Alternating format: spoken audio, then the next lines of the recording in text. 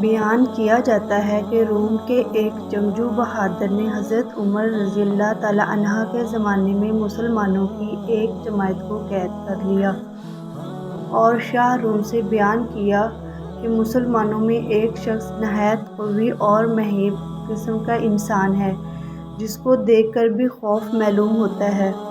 یہ سن کر بادشاہ روم نے اس شخص کو دیکھنے کے لیے طلب کیا۔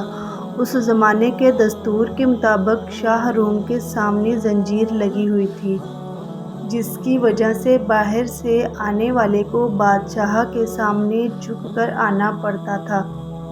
جب اس مرد مومن نے زنجیر دیکھی اور معلوم ہوا کہ اس کے نیچے جھک کر آگے جانا ہوگا تو اس نے بادشاہ کے پاس جانے سے انکار کر دیا۔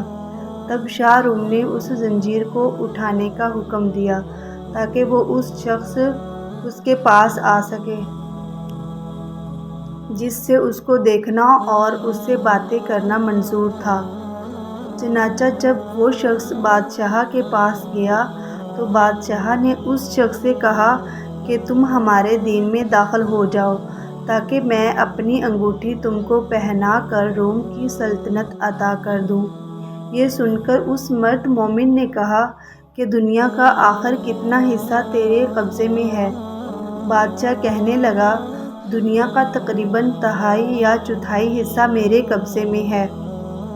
اس مرد مومن نے جواب دیا کہ اگر پوری دنیا بھی تیرے قبضے میں ہوتی اور تو ایک دن کی اذان کے عوض مجھے دیتا تو میں تب بھی تیری یہ دعوت قبول نہ کرتا، جبکہ تو اپنی سلطنت کے عوض میرا ایمان خریدنا چاہتا ہے۔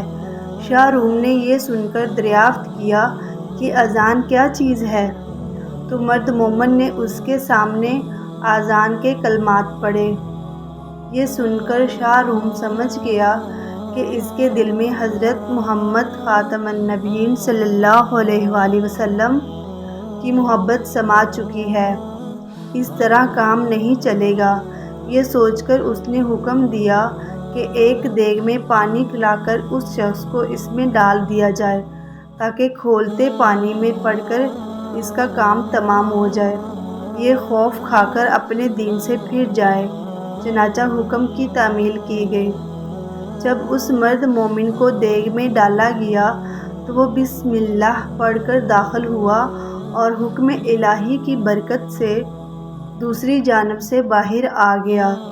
یہ دیکھ کر لوگوں کو اور بھی تعجب ہوا اور اس کے بعد بادشاہ نے حکم دیا کہ اندھیری کوٹڑی میں اس کو بند کر دیا جائے اور 40 دن تک سوائے خنزیر اور شراب کے کوئی چیز اس کو کوٹڑی میں نہ ڈالی جائے۔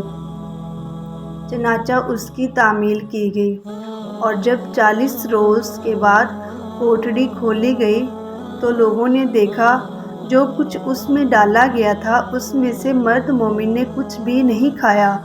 تو دریافت کیا گیا، آخر تو نے اس میں سے کیوں نہیں کھایا؟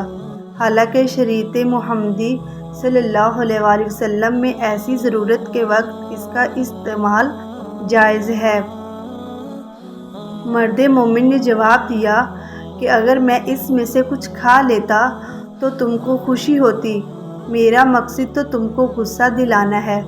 پھر جب بادشاہ اس سے کہنے لگا کہ اچھا، اگر تم مجھے سجدہ کر لے تو میں تجھے اور تیرے ساتھیوں کو چھوڑ دوں گا۔ یہ سن کر مرد مومن نے جواب دیا کہ حضرت محمد خاتم النبیین صلی اللہ علیہ وآلہ وسلم کے دین میں خدا کے سوا کسی کو سجدہ کرنا درست نہیں ہے۔ اس کے بعد شاہ روم نے کہا کہ اچھا، پھر تم میرا ہاتھ چومو کہ میں تم کو اور تمہارے ساتھیوں کو رہا کر دوں۔ مرد مومن نے جواب دیا کہ ہاتھ کا بوسہ دینا صرف باپ، سلطان، عادل اور استاد کے لیے جائز ہے، دوسرے کے لیے نہیں۔ پھر شاہ روم نے کہا کہ اچھا، میری پیشانی کو بوسہ دو۔ تو اس پر مرد مومن نے جواب دیا کہ ہاں، یہ ایک شرط کے ساتھ ممکن ہے۔ بادشاہ نے کہا، جس طرح تم کو منظور ہو۔ پس مرد مومن نے اپنی آستین اس کی پیشانی پر رکھی اور اس کو چوم لیا، اس نیت سے کہ میں اپنی آستین کو بوسہ دے رہا ہوں۔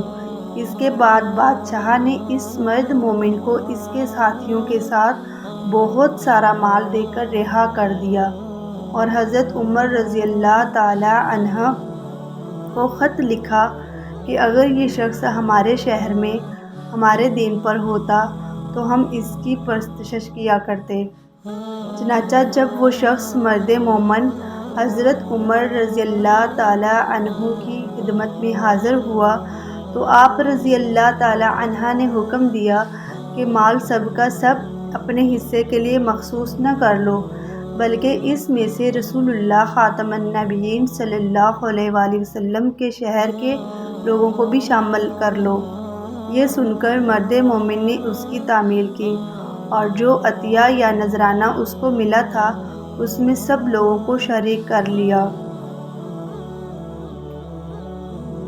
اس واقعہ سے ہمیں یہ سبق ملتا ہے کہ سچ ہے جو شخص ایمان و اخلاص کے ساتھ اللہ پر بھروسہ کرتا ہے، اللہ تعالیٰ ہر حال میں اس کی مدد فرماتا ہے۔ چنانچہ ہمیں بھی چاہیے کہ ہر موڑ پر صرف اور صرف اللہ پر نظر رکھیں۔ اللہ تعالیٰ ہم سب کو عمل کرنے کی توفیق عطا فرمائے، آمین۔